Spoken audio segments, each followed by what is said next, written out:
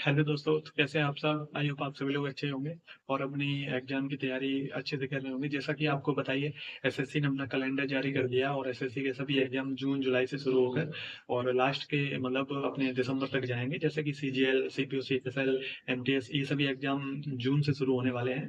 और जून से शुरू होने वाले हैं। सीजीएल का जो फॉर्म है जून और मई में आएगा और जो जुलाई में शायद उसका पेपर कराएगा। तो जैसे कि आप लोग जानते हैं कि हमारे एग्जाम में एसएस खासकर एसएससी के एग्जाम में जीएस का काफी बढ़िया वेटेज रहता है। तो हम जीएस अगर जो बंदा जीएस में अच्छा स्कोर करता है उसके लगभग रैंक बढ़िया मिलती है और उसकी मनपसंद पोस्ट उसको मिलने के ज्यादा चांसेस रहते हैं।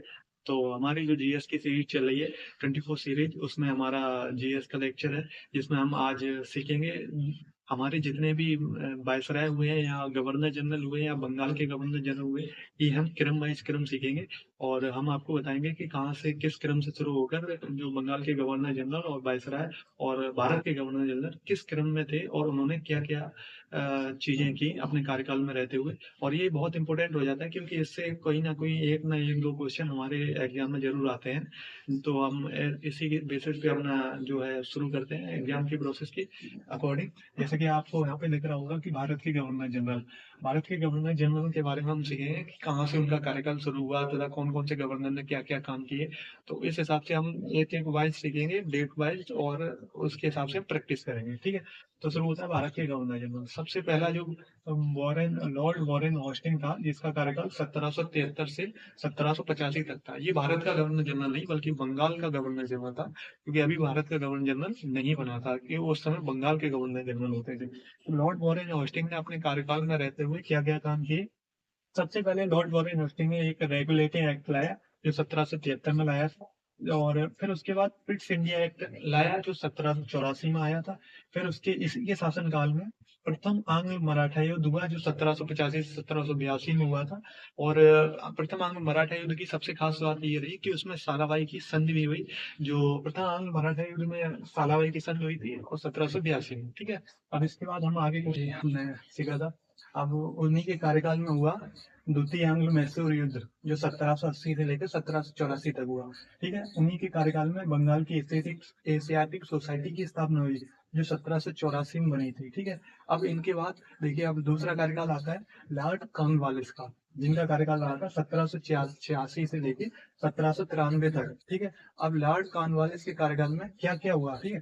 तृतीय आंग्ल मैसूर युद्ध हुआ लॉर्ड कॉर्नवालिस के कार्यकाल में जो 1790 से 1792 तक हुआ, जिसमें टीपू सुल्तान के बीच और कॉर्नवालिस की लड़ाई हुई थी। जिनमें तृतीय आंग्ल मैसूर के युद्ध में हमें श्रीरंगपट्टनम की संधि देखने को मिली थी। उनके कार्यकाल में स्थायी बंदोबस्त 1793 में स्थायी बंदोबस्त हुआ था। इन्हीं के कार्यकाल में भारतीय सिविल सेवा इन्हीं के काल में भारतीय सिविल सेवा की शुरुआत हुई थी। इन्हीं तथा ये पहला बंगाल का गवर्नर जनरल था जिसकी मृत्यु भारत में हुई थी, जिनकी समाधि आज भी उत्तर प्रदेश के गाजीपुर में है।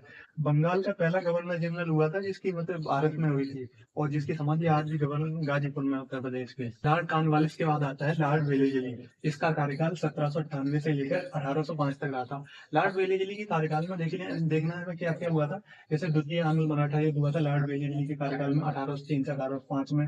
चतुर्थ आंग्ल मैसूर युद्ध हुआ था 1799, जिसमें टीपू सुल्तान की मृत्यु हो गई थी, जिसमें लॉर्ड वेलेजली के कार्यकाल में हुआ था। इसी में बेसिन की संधि भी हुई थी 1802 में लॉर्ड वेलेजली के कार्यकाल में। ठीक है। अब लॉर्ड वेलेजली के बाद जो हमारा अगला बंगाल का गवर्नर जनरल आता है वो है लॉर्ड मिंटो, जिसका कार्यकाल 1802 से शुरू हुआ था। इसके कार्यकाल में लॉर्ड मिंटो के कार्यकाल में 1809 में अमृतसर की संधि हुई थी, जिसमें महाराणा रणजीत सिंह और ब्रिटिश जो सेना थी या ब्रिटिश का गवर्नर जनरल था उसके बीच अमृतसर की संधि हुई थी 1809 में। अब लॉर्ड मिंटो के बाद आता है लॉर्ड हेस्टिंग। इसका कार्यकाल 1813 से लेकर 1823 तक था। इसके कार्यकाल में तृतीय आंग्ल मराठा युद्ध हुआ था जो 1817 से लेकर 1819 तक हुआ था। और आंग्ल नेपाल युद्ध हुआ था इसके कार्यकाल में 1814 से 1816 तक हुआ था, जिसमें आंग्ल नेपाल युद्ध में संगोली की संधि हुई थी। ठीक है। इसी के कार्यकाल में रैयतवाड़ी प्रणाली की शुरुआत हुई थी। रैयतवाड़ी प्रणाली जो खेती से संबंधित थी, इसकी शुरुआत की थी हेक्टर, मुनरो और रीड द्वारा की गई थी। अब लॉर्ड हेस्टिंग के बाद आता है लॉर्ड विलियम बेल्टिक। ये हमारे भारत के इतिहास का सबसे बढ़िया मतलब कि कहने लायक अगर कोई वायसराय या गवर्नर जनरल जिसको लॉर्ड कह सकते हैं वो लॉर्ड विलियम हेस्टिंग था, क्योंकि इसने हमारे देश में सती प्रथा का बंद किया था। इसका कार्यकाल रहा था 1828 से 1835 तक। ये भारत के यहाँ से फिर बंगाल के गवर्नर जनरल से कार्यकाल बदलकर भारत का गवर्नर जनरल हो गया था। इसके कार्यकाल में सती प्रथा का उन्मूलन 1829 में हुआ था। ठगों का दमन हुआ था इसी कार्यकाल में। भारत में आधुनिक शिक्षा का जनक ही लॉर्ड विलियम बेंटिंग को कहा जाता है। इनके कार्यकाल में क्योंकि इसके कार्यकाल में मैकाले का मिनट आया था 1835 में। भारत में आधुनिक शिक्षा जनक की लॉर्ड विलियम बेंटिंग को कहा जाता है, क्योंकि इसके कार्यकाल में 1835 में लॉर्ड मैकाले का मिनट आया था, जो इसको मतलब पूरा स्पेंड करता है भारतीय आधुनिक शिक्षा की प्रणाली को। ठीक है, इसके बाद आता है लॉर्ड मेटकॉक। इसका कार्यकाल 1835 से लेकर 1836 तक रहा था, जिसने लॉर्ड मेटकॉक के बारे में सबसे ज्यादा जो अगर जानने लायक चीज है कि इसने क्या किया था, तो ये भारतीय प्रेस के मुखदाता के रूप में प्रसिद्ध है, लॉर्ड मेटकॉक। ठीक है, इसके बाद आता है लॉर्ड ऑकलैंड। इसका कार्यकाल 1836 से 1842 तक रहा था, और इसके कार्यकाल में प्रथम आंग्ल अफगान युद्ध हुआ था, जो 1838 से लेकर 1842 तक रहा था। फिर इसके बाद आता है लॉर्ड हार्डिंग प्रथम। इसका कार्यकाल 1844 से लेकर 1848 तक रहा था, और इसी के कार्यकाल में प्रथम आंग्ल सिख युद्ध हुआ था, जिसमें मतलब हमें लाहौर की संधि देखने को मिली थी 1845 में, लॉर्ड हार्डिंग प्रथम के कार्यकाल में, जिसमें प्रथम आंग्ल सिख युद्ध हुआ था। उसी के बाद लाहौर की संधि हुई थी 1845 में। ठीक है, अब आता है लॉर्ड डलहौजी।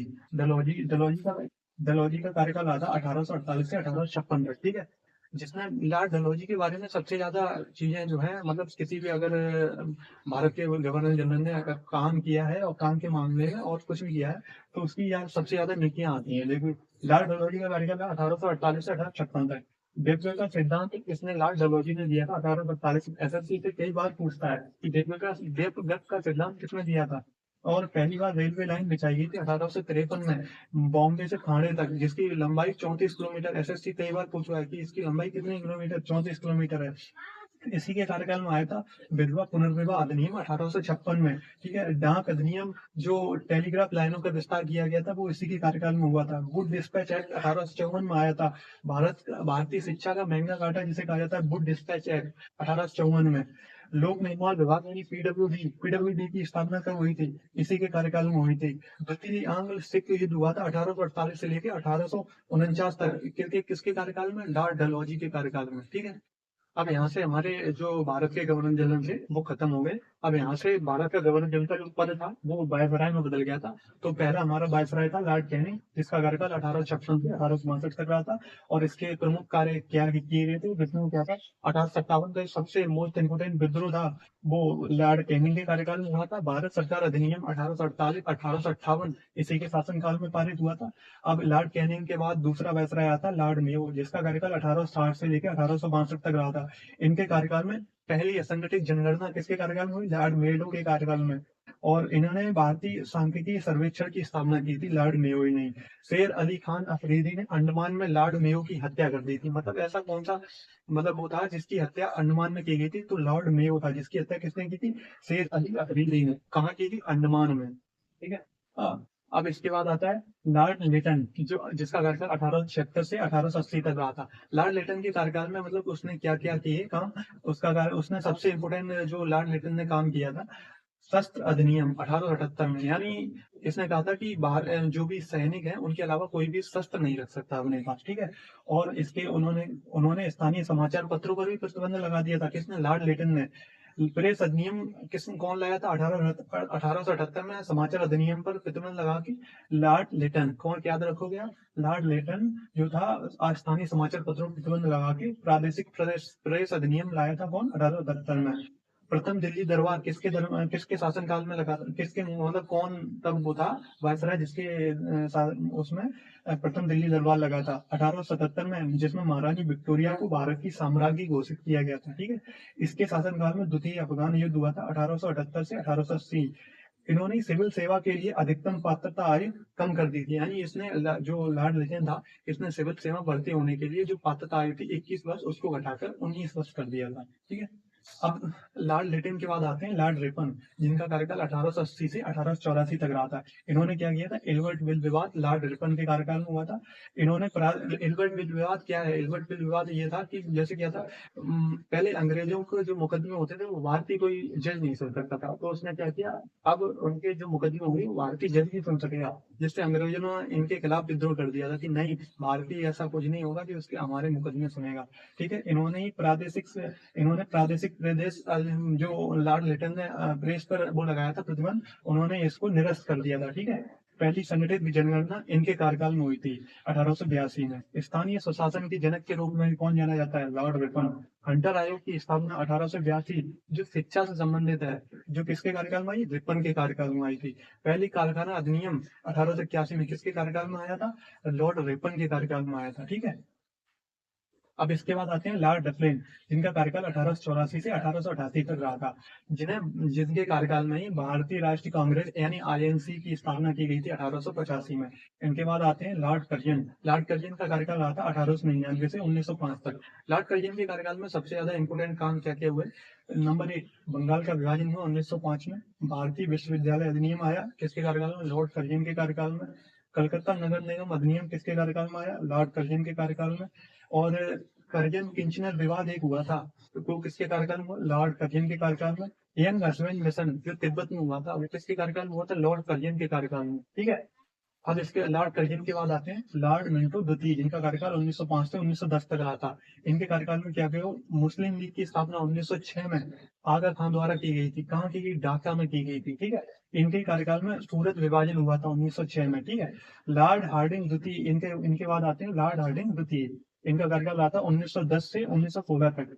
तीसरा दिल्ली दरबार जो लगा था, जो 1911 में, वो 1911 में लगा था, वो किनके कार्यकाल में आया था, लॉर्ड हार्डिंग द्वितीय के कार्यकाल में। और कौन सा राजा था, किंग जॉर्ज आए थे भारत में, और तभी इनके कार्यकाल में एक सबसे इंपोर्टेंट बात ये हुई थी, भारत की राजधानी जो पहले कलकत्ता हुआ करती थी वो दिल्ली स्थानांतरित कर दी गई थी। भारतीय सिविल सेवाओं पर रॉयल कमीशन की नियुक्ति 1912 में किसके कार्यकाल में हुई थी, लॉर्ड हार्डिंग द्वितीय के कार्यकाल में। ठीक है, लॉर्ड हार्डिंग द्वितीय के बाद हम आते हैं लॉर्ड चैम्सफोर्ड, जिनका कार्यकाल 1916 से 1921 तक रहा था। लॉर्ड चैम्सफोर्ड के कार्यकाल में क्या क्या इंपोर्टेंट काम हुए, भारत सरकार अधिनियम जिसे मोंटोग्यू चैम्सफोर्ड एक्ट कहा जाता है, जो 1919 में पारित हुआ था, वो लॉर्ड चैम्सफोर्ड के अधिनियम में आया था। ठीक है, रॉलेट अधिनियम जो 1919, रॉलेट अधिनियम यानी जिसे काला कानून कहा गया था, किसके कार्यकाल में आया, लॉर्ड चैम्सफोर्ड के कार्यकाल में 1919 में। जलियांवाला नरसंहार जो सबसे ज्यादा प्रभावित हुआ, जिससे हमारा देश की जलियांवाला बाग में जनरल डायर ने गोली चलाने का आदेश दे दिया था, जिसमें बहुत सारे लोगों की मृत्यु हो गई थी, वो किसके कार्यकाल में हुआ था, लॉर्ड चैम्सफोर्ड के कार्यकाल में। ठीक है, लॉर्ड चैम्सफोर्ड के बाद अब आते हैं लॉर्ड रीडिंग, जिनका कार्यकाल 1911 से लेकर 1926 तक रहा था। लॉर्ड रीडिंग के कार्यकाल में सबसे ज्यादा इंपोर्टेंट काम किया हुआ, चोरी चोरा घटना हुई कब हुई, 1922 में चोरी चोरा घटना। फिर काकोरी ट्रेन घटना हुई 1925 में। चोरी चोरा घटना के बारे में आप जानते हैं, जिसमें मतलब थाने में ही उन्होंने आग लगा दी थी पुलिस वालों को बंद करके, जिससे बहुत सारे पुलिसकर्मी मारे गए थे। काकोरी ट्रेन घटना 1955 में हुई थी, काकोरी ट्रेन घटना जिसमें ट्रेन को लूट लिया गया था। ठीक है, स्वराज पार्टी की स्थापना, काकोरी ट्रेन घटना हुई कब थी, 1925 में। ठीक है, स्वराज पार्टी की स्थापना 1923 में हुई, चित्तरंजन दास जी ने जो स्वराज पार्टी की स्थापना की थी। ठीक है, किसके कार्यकाल में हुई, लॉर्ड रीडिंग के कार्यकाल में। प्रेस अधिनियम जो 1910 और रोलेट एक्ट अधिनियम का 1919 का आया था, उन दोनों का मिला दिया यानी निरसन कर दिया गया था, किसके कार्यकाल में, लॉर्ड रीडिंग के कार्यकाल में। ठीक है, लॉर्ड रीडिंग के बाद अब आते हैं लॉर्ड इरबन, जिनका कार्यकाल 1926 से लेकर 1931 तक रहा था। ठीक है, इनके कार्यकाल में सबसे इंपोर्टेंट काम क्या हुए, साइमन आयोग का आगमन हुआ 1928 में। ठीक है, कांग्रेस का लाहौर अधिवेशन हुआ 1929 में। कांग्रेस की सबसे ज्यादा अधिवेशन में सबसे ज्यादा फेमस कांग्रेस का लाहौर अधिवेशन था, जिसमें पूर्ण स्वतंत्रता के लिए पारित किया गया था, प्रस्ताव पारित किया गया था 1929, कहाँ, लाहौर में। ठीक है, किसने प्रस्ताव किया, पारित किया था, जवाहरलाल नेहरू ने। ठीक है, इनके कार्यकाल में लॉर्ड इरविन के कार्यकाल में 1930 में दांडी मार्च हुआ, जिसमें गांधी जी ने पैदल यात्रा की नमक कानून तोड़ने के लिए। ठीक है, इन्हीं के कार्यकाल में, लॉर्ड इरविन के कार्यकाल में पहला गोलमेज सम्मेलन हुआ था। ठीक है, अब इनके बाद आते हैं लॉर्ड बिलिंगटन, इनका कार्यकाल 1936 से 1931 से 1936 तक रहा था। इनके कार्यकाल में क्या हुआ, द्वितीय गोलमेज सम्मेलन हुआ। ठीक है, इनके कार्यकाल तृतीय गोलमेज सम्मेलन भी हुआ था। और सबसे इम्पोर्टेंट कोई बात है लॉर्ड विलिंगटन के कार्यकाल में याद रखने वाली, तो भारत सरकार अधिनियम 1935 किसके कार्यकाल में आया था, लॉर्ड विलिंगटन के कार्यकाल में आया था। ठीक है, अब इनके बाद आते हैं लॉर्ड लिनलिथगो। इनका कार्यकाल रहा था 1936 से 1944 तक। इनके लॉर्ड लिनलिथगो के कार्यकाल में इम्पोर्टेंट कार्य क्या क्या हुए? प्रथम, इनके इनके कार्यकाल में द्वितीय विश्व युद्ध हुआ था। किसके कार्यकाल? लॉर्ड लिनलिथगो के कार्यकाल में। अगस्त प्रस्ताव 1940 में किसके कार्यकाल में आया? लॉर्ड लिनलिथगो के कार्यकाल में। और व्यक्तिगत सत्याग्रह जो व्यक्तिगत सत्याग्रह जो हमारे महात्मा गांधी ने किया था 1940 में, ठीक है। भारत छोड़ो आंदोलन किसके कार्यकाल में हुआ? लॉर्ड लिथगो के कार्यकाल में 1942 में। क्रिप्स मिशन 1942 में आया था। किसके कार्यकाल में? लॉर्ड लिथगो के कार्यकाल में। इसके बाद आए बेवेल। इसका कार्यकाल रहा था 1944 से 1947 तक। इसके कार्यकाल में, लॉर्ड बेवेल के कार्यकाल में सबसे ज्यादा इंपोर्टेंट याद रखने वाली बात है तो वह सीआर सूत्र। 1944 में लॉर्ड बेवेल के कार्यकाल में सीआर सूत्र दिया गया था। इसके कार्यकाल में एक योजना भी ऐसे याद रख सकते हैं उसके नाम से कि बेवेल योजना 1945 में किसके कार्यकाल में आई? लॉर्ड बेवेल के कार्यकाल में। और कैबिनेट मिशन प्रस्ताव 1946 में किसके कार्यकाल में आया? लॉर्ड बेवेल के कार्यकाल में। प्रत्यक्ष कार्रवाई दिवस 16 अगस्त 1946 किसके कार्यकाल में हुई थी? लॉर्ड बेवेल के कार्यकाल में। इंपोर्टेंट चीज है ये याद रखने, एसएससी ने लगातार पूछता है, बार बार पूछता है, ठीक है।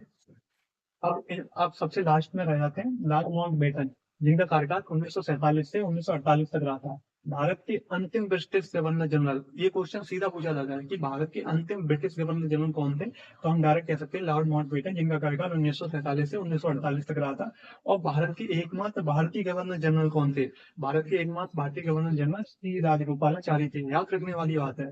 तो भाई हम लोगों ने यहाँ पे भारत के सभी गवर्नर जनरल के बारे में सीखा। और ये इससे आपको डायरेक्ट क्वेश्चन एसएससी पूछती है। तो आप अगर मेरी वीडियो को लगातार 2-3 बार अगर बार बार देखेंगे तो इन सब सभी गवर्नर जनरल, वायसराय, इन सब की चीजें आप एक बार में याद कर सकते हैं, फ्लो में याद कर सकते हैं और आपके माइंड में फिट हो जाएगी। और एसएससी इनसे लगातार क्वेश्चन पूछता रहा है। तो हम यहाँ पे चलते हैं और हमारी वीडियो को सपोर्ट करें। धन्यवाद।